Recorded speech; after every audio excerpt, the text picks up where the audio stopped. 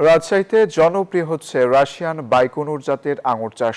উচ্চ ফলনশীল মিষ্টি জাতের এই আঙুর চাষ করে লাভবান হচ্ছেন কৃষক। তবে লোকসানের ঝুঁকি এড়াতে পলি নেট হাউসে আঙুর চাষের পরামর্শ দিচ্ছে কৃষি বিভাগ। রাজশাহী থেকে মতিউর মর্তুজার প্রতিবেদন।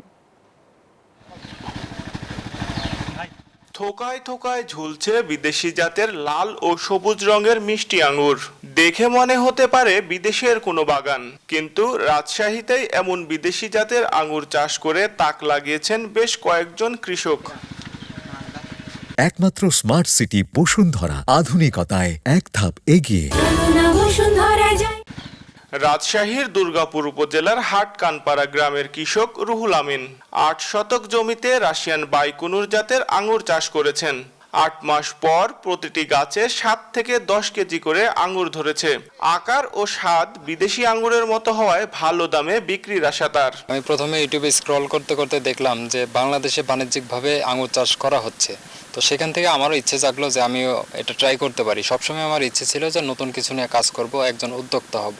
দূর থেকে অনেক মানুষ আসছে দেখার জন্য, চারা নিচ্ছে, চারা অনেক ভালো চারা। আর এখানে বাইকনুর জাতের চারা পাওয়া যাচ্ছে। প্রত্যেকটা গাছে কিন্তু 50 থেকে 60টা থোকার উপরে কিন্তু আছে।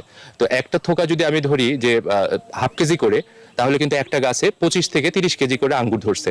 রাজশাহীর বাঘা ও বাগমারা উপজেলায়ও এই জাতের আঙ্গুর চাষ হয়েছে। কম সময়ে বেশি ফলন হওয়ায় বাইকনুর জাতের আঙ্গুর চাষে উৎসাহিত হচ্ছেন অনেকেই।